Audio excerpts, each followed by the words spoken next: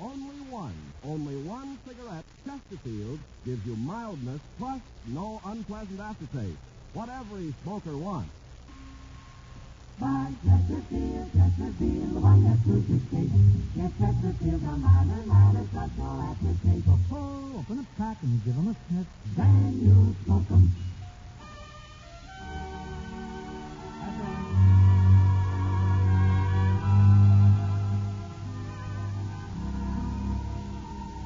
Someone wait for me.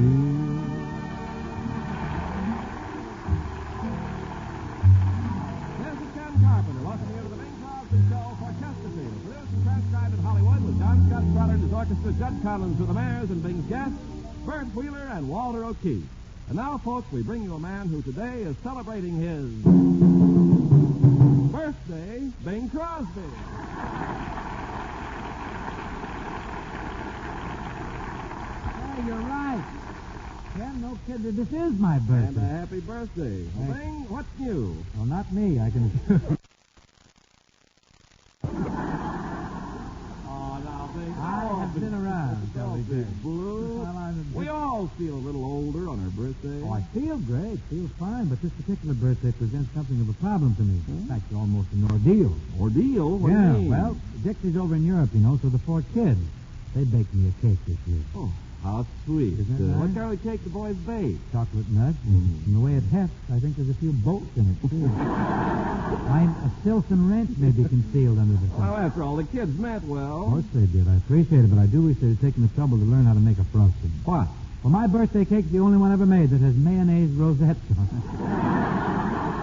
That's just a little rough. Look, if you survive the cake, Uh-huh. are you going to the Kentucky Derby in Louisville on Saturday? Ken, I just can't make the Kentucky Derby. I sure regret that I can't be there with Colonel Bill Corum and all those nice people down at Churchill Down. Say, Bing, I wonder which horse will win the Derby this year. What did you say? Ah, You wonder which horse. Ken, yes, my I dear. wonder which It's horse thinking will like win. that makes horse players into bridge jumpers. Wonder indeed. Be sure. Be confident. Oh, I suppose you're absolutely sure you have the winner of the Derby. Certainly. I have a system. Oh, you and your tea leaves. No, not using the tea leaf routine. Changing. No. What system are you using? Just hunches and bunches. Strictly on hunch. Hunch betting this year. I'll bet you anything I got the win of the Derby. How do you figure? Well, here's how I figure. Today's my birthday, right? Yeah. And I'm absolutely sure that next Saturday, Big Stretch will win the Kentucky Derby. Well, why are you so sure of Big Stretch? Because Bob Hope sent me a girdle for my birthday present. A gold gossard, I think. Yes. And that hunch is as good as gold, believe me. Bang, you're being silly. Pull yourself together. I'm pulled together. I'm wearing the girdle. Now, let's forget this happy horse talk here and get this thing. This thing's go on indefinitely. I've got to do an opening number here sometime. And I've got a clever little number here called Sparrow in the Treetop.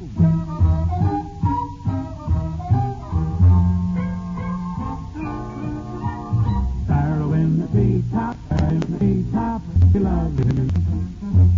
Sparrow in the treetop, sparrow in the treetop, scared of going home because it's too darn late. Don't look at me, sweetheart, with scorn in your eyes. I've been out all night, I don't tell you no lies.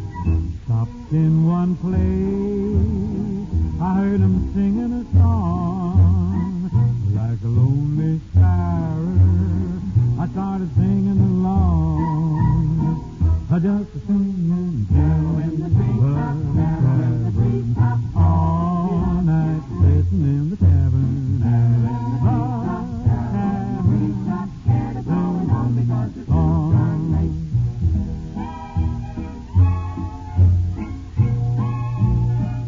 Then walked a blonde dear, she asked me to dance. I told that blonde, no, that there wasn't a chance. I love my kids and my beautiful wife. Is that the honest truth, dear? Well, I swear by my life, I kept singing in the tavern all night, sitting in the tavern.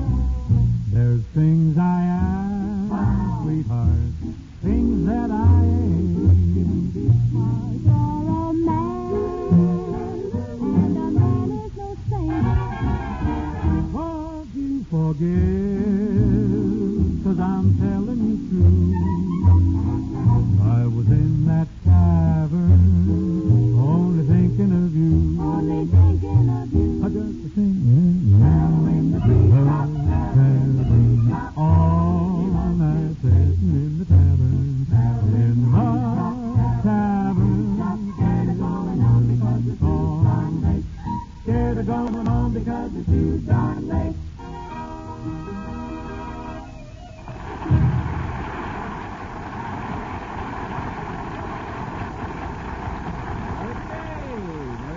Bing, boys and girls, mighty bouncy. Isn't that a bubbly little rustic roundelay, Ken? Almost to the point of, I might say, effervescence. Yes. Well, that being the case, Bing, I suggest we bounce right to the business at hand, selling milder Chesterfield. Friends, there's nothing like them. Only Chesterfield gives you mildness plus no unpleasant aftertaste. What every smoker wants. 1,539 tobacco growers say Chesterfields are milder, and they show you how to prove it. They say Chesterfield's right combination of the world's best tobaccos smells milder and smokes milder. And here's what modern science and research says, what the cigarette taste panel says. There's only one cigarette which leaves no unpleasant aftertaste. That cigarette is Chesterfield. Now, every smoker wants a milder cigarette, and every smoker after smoking wants no unpleasant aftertaste. Only Chesterfield gives you both. And that's more for your money than any other. That's more for your money than any other cigarette can give you. Prove it yourself for the price of one pack. Yes, that's all it comes down to, just the price of a pack of Chesterfield to prove Chesterfield is the best cigarette for you.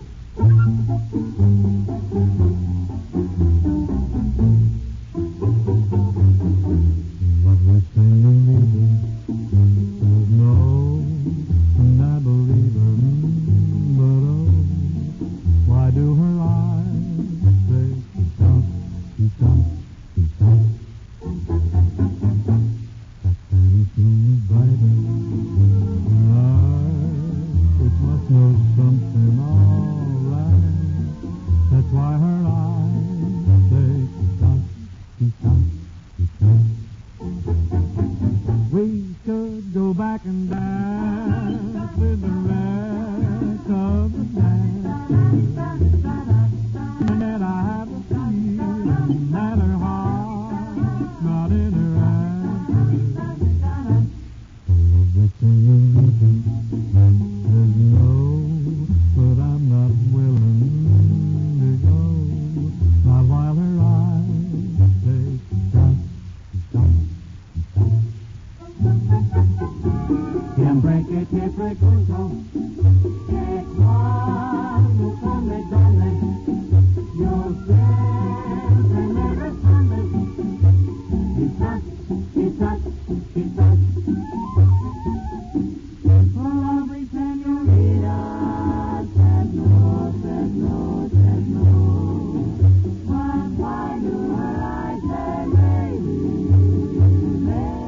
maybe so? We could go back and dance with the rest of the dancers, and yet I have the feeling that her heart's not in her answer. The lovely thing of evening says no, but I'm not willing to go, not while her eyes say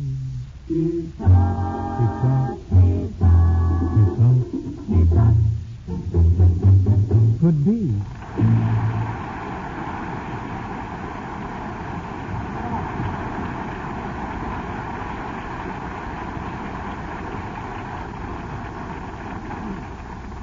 Now, folks, by way of an introduction, I'd like to announce that Mr. Bert Wheeler, a very dear friend of mine, has dropped in to pay us a visit tonight. You know, I've long admired and followed Mr. Wheeler's career in every medium of the theatrical profession.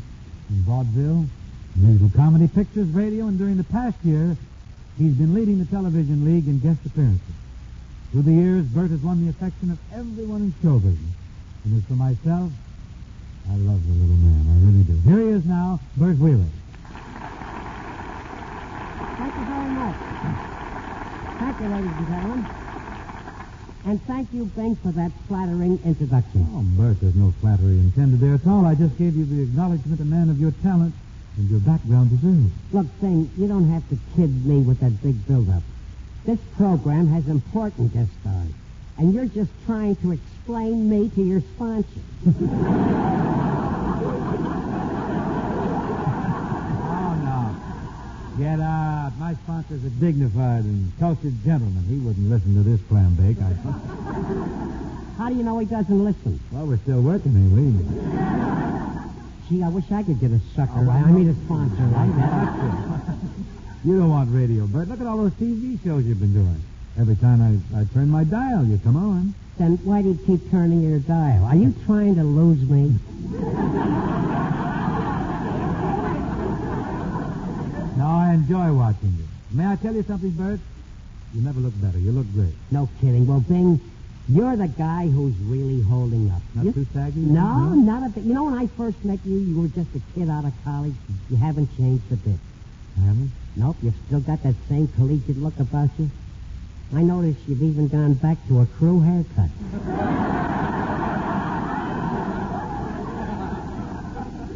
Well, thank you. At least it looks like a crew cut. You know, from down here where I am.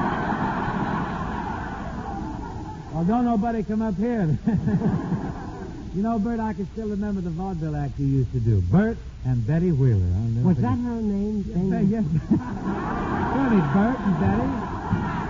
B&B, they used to call you.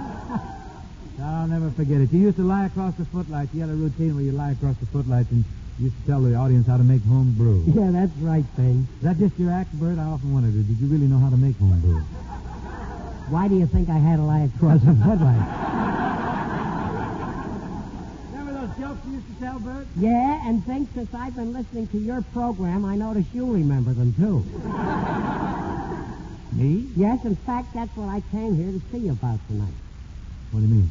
Well, I heard one of your programs some time ago, and you stole a whole routine of mine. I did? But, Bert, what's the beef? What do you expect me to do? Well, don't you think we ought to, work out some kind of a settlement? A financial adjustment? A monetary consideration? You mean give you money?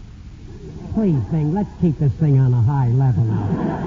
I give a lot of money. Well, Bert, I'd be very happy to straighten this matter out. That is, if you're sure that is your joke. Of course it is. I've been telling that joke for over 20 years. 20 years? Well, Bert, then it's not your joke. What do you mean? Public domain belongs to everybody. How do you like this guy? For years he's been going around lifting people and pushing them around, and his brother Everett's been taking the rap for it. You sure re-edited that line. Let me see that. It's a good thing we're on tape, or I'd go back and burlesque after this one. I'd like to join you. First thing, I never thought you'd turn me down. It's a matter of principle, Bert. If the joke isn't yours legally, on what grounds would you expect me to give you money? Well, I don't know much about law. Well, I was counting on that. But I did bring someone with me who does. This man is a quizmaster on the Campbell Soup Show, Double or Nothing. He's a graduate of Notre Dame Law School, and he's a comedian in his own right. Man's name must be Walter O'Keefe. Yep, and when he gets through with you, you'll think his name is Walter O'Keefe. He'll straighten you up. I'm going outside and get him. Who needs him? No, this is building, isn't it? Oh, Waller. Yes, Bert. Waller.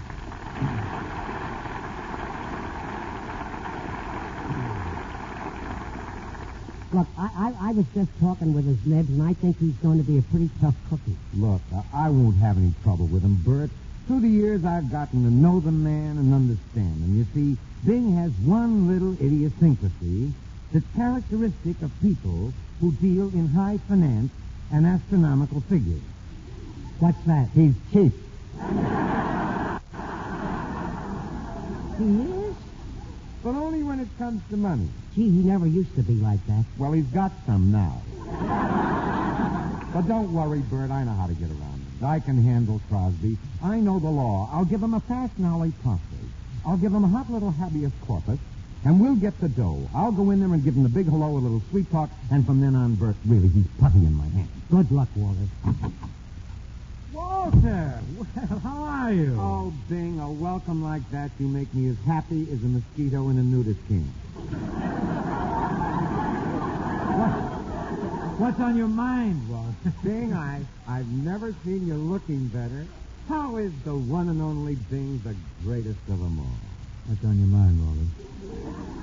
Well, I wanted to talk to you about Bert Wheeler. Now, if it's about that stale joke that he wants some dough for, aloha. What's that? You want it on the steel guitar or just play aloha?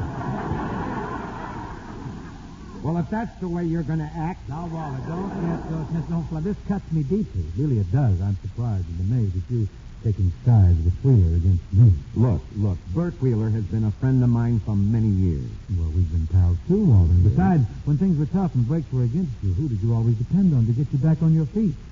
Me or Wheeler? Me. And there were times when even I lost interest. We all had tough sledding in those days. You remember when we first came to California, Walter? Yeah. Did you go back there flying? Do you Yeah. remember? Two of us living together in a little hall bedroom. Bing, you remember the cute little brunette, the petite bonbon, The bonbon. who lived across the hall from us? Mm-hmm. Remember the way she used to write notes to you, Walter? Just to leave them in her note bottle. Yeah. Walter, what did she say in those notes? Stop stealing my milk. Memories. Now, Bing, about this money for Wheeler. Walter, this baffles me. Honestly, does. Why are you so anxious about Wheeler? What's in it for you? What's your cut? The usual legal fee, 33.33%. Walter, I could make a deal with you, but I realize you're a man of high integrity. That's Look, I'm willing to settle this thing for $500 right now if you can convince Wheeler that he's not entitled to anything. Oh, Bing, you ought to be ashamed of yourself. Do you realize you're suggesting that I double-cross a friend, resort to filthy hugger-mugger? Can I even cheat a pal of many years' standing who's placed his trust in me? Hello, fellas. Oh, hello, Bert. I'm glad you're here. How's it going, pal? Look, Bert, I talked your case over with Bing from the legal end, from the personal angle, from the moral angle, the gentleman's angle, the code of honor. I've gone into the whole thing thoroughly, and as your lawyer, I have this to say. What is it, Walter? Kid, you haven't got a leg to stand on. I haven't? Nope. That doesn't sound right to me. Mr. O'Keefe, are you sure you two college boys didn't cook up something between you? Why, Bert, do you think I'd double-cross you? Stoop to chicanery? You're darn right you would. You know, you're an awful sneak, O'Keefe. He really is. Wait, fellas, this is silly. Three buddies like us, pals for years, and a little beef over just a little money. After all, money isn't everything. Nowadays, it isn't anything. Could be right. Right as rain, amigo. You know, I know a counterfeiter, and this poor guy is losing 50 cents on every dollar he puts out. But, Walter, Time, let him mull it over. why doesn't he quit? He's just operating now for goodwill. He wants to keep his customers in case money ever comes back. You know, while we're on this subject of currency, lads, there's a nice song. I don't know if you fellas have heard it or not, but Merman's got a record on it with Ray Bolger. Thing that harks right back to the halcyon days when a nickel was quite a hunk of dough. Oh, Bing, you mean Once Upon a Nickel? That's a good tune. Maybe we could get off with that. All right. I'd like to get off with something. Bert, I promise you we'll get everything straightened out here. In the meanwhile, why don't the three of us lads just kind of raise our voices? You get that happy tenor of yours, Walter, the lead. I'll take the baritone, and we'll sing a little paean here, a little praise of the nickel. The good old days, the nickel it used to be. Are you eager? I'm willing? for it. Yeah? Once upon a nickel, you could really buy a cake of soap, a good cigar, a pizza apple pie, a subway ride, an ice cream cone. For a nickel, you could phone. Well, those were the good old days. Our Mr. Wheeler. And once upon a nickel, you could buy a lot. A loaf of bread, a bowl of soup, a hot dog really hot. A glass of beer, a can of beans, a nickel bought most magazines. Those were the good old days. That's him. What happened to that nickel cup of coffee? Number of cars. The 5-cent bag of peanuts at the game. Give him a nickel now to sit you up. Because I have no doubt that the nickel is dying out. I'm gonna put one in a special frame. It's like Gainsborough's Blue Book, the Crosby. Once upon a nickel, we could have it the time. But now to buy a nickel's worth, you need more than a dime. The day may come, but who knows when, they'll sensibly revive again the nickel and those good old days. Once upon a nickel, you were in the chips. You do the town and throw around those great big nickels, Tim. Diamond Tim Wheeler. Those silver coins, when they were tossed, could get a gal, kid brother lost. Oh, but those were the good old days. Oh, once upon a nickel, life was very nice.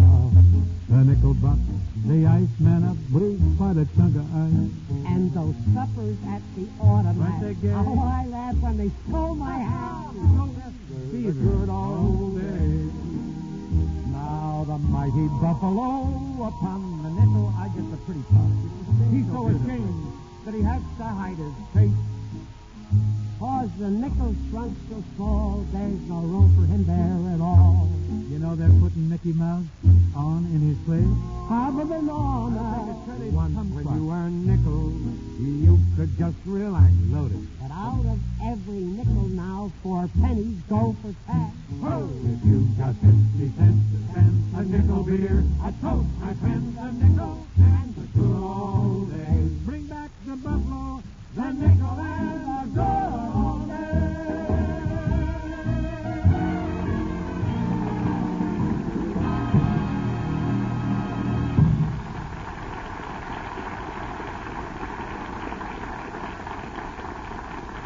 Say, Bing, did you hear Bob Hope's show last night? hung on every word of it, wouldn't miss a syllable. Right. Yes, sir. Old Nozzle Nostrils did his broadcast from our Chesterfield factory down in Durham, North Carolina.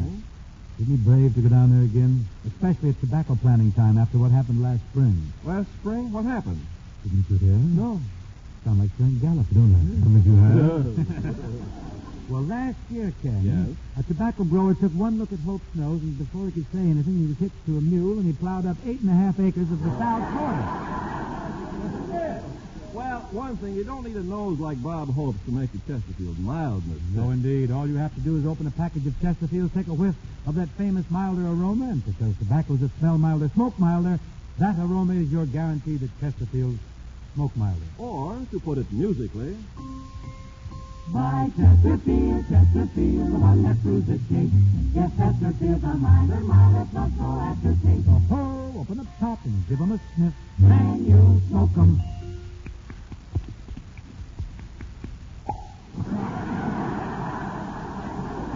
Isn't that a catchy little jingle? oh, yes. And talking about catchy things, Bing, our offer of the 14th edition of Tobacco Land USA is being snapped up by smokers everywhere. And why not? It's full of important info. So important that every smoker really ought to read it. Folks, to get your copy, put your name and address on a penny postcard and send it to Chesterfield, Box 21, New York City. That's Chesterfield, Box 21, New York City.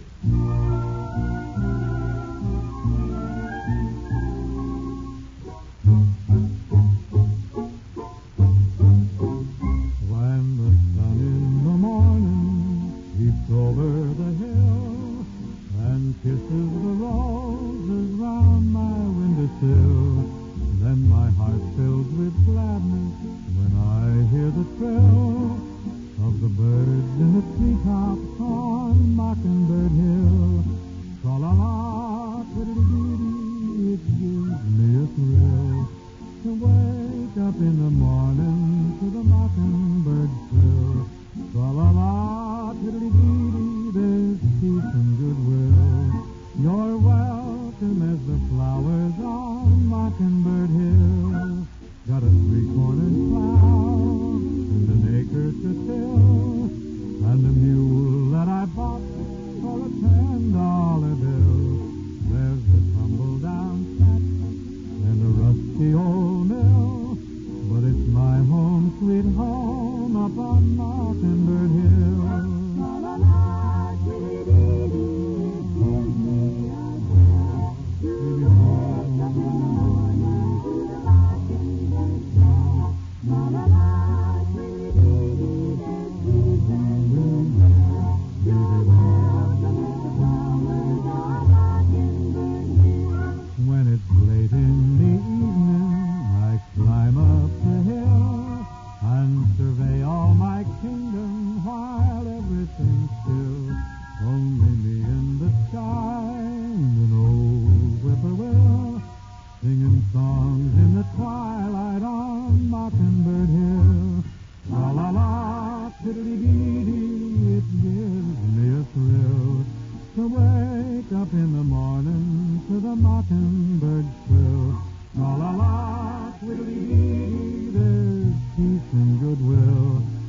welcome as the flowers on Mockingbird Hill. You're welcome as the flowers on Mockingbird Hill. On Mockingbird Hill.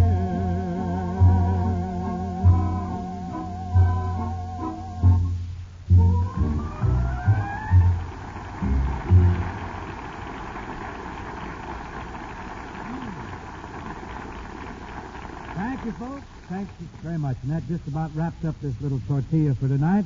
Guess that'll get us off, all right. I'd like to get off with something. Oh, Bertie, don't be so bitter. Of course not, Bert. Be a philosopher. Let a smile be your umbrella. Certainly. Let it rain, let it pour, but look up, smile. Let that be your umbrella. Sure. Now these guys want to drown me. No, seriously, Bert, you didn't think for 1 minute, did you? Honestly, that I would get you out of that material, out of that... Oh, of course I didn't think about it for a minute. Kid, your worries are over. First thing tomorrow morning, I'm sending you a check for the full amount of that material. Well, why don't you pay me right now? Oh, I got to reach in my pocket and everything. It's very big, enervating. I'll send the check to you. Say, just a minute. What happened to the mouthpiece? What about me? What about you? Yeah, what about my end? Well, I'll tell you. Say that line once more, because I don't want to lose it. What about me? What about my end? I'm going to kick it for you. Before the little man assaults me, Bing, Yes, this is getting physical. I think I better ask you, who's going to be with you next week? Next shouldn't week, I? Walter, our guest will be Mr. Fred Astaire. Oh, very stylish, fancy. Also, Miss Teresa Brewer will be with us. The recording lassie. Laddies, let's amble across the street, shall we, to the Brown Derby? Just before you amble, Bing, I think we should remind the folks that Mother's Day is coming up soon. Mother's everybody's best girl, so she naturally deserves the best. That's Chesterfield in the wonderful new gift carton. Yes, it's all prettied up for Mom and ready for you to write your own greetings. You'll find it at your favorite Chesterfield dealer. Remember, for Mother's Day and any day, it's Chesterfield.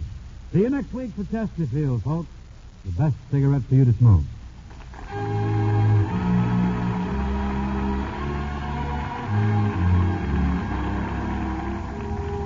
The Bing Crosby Show, presented by Chesterfield, was produced and transcribed in Hollywood by Bill Morrow and Murdo MacKenzie.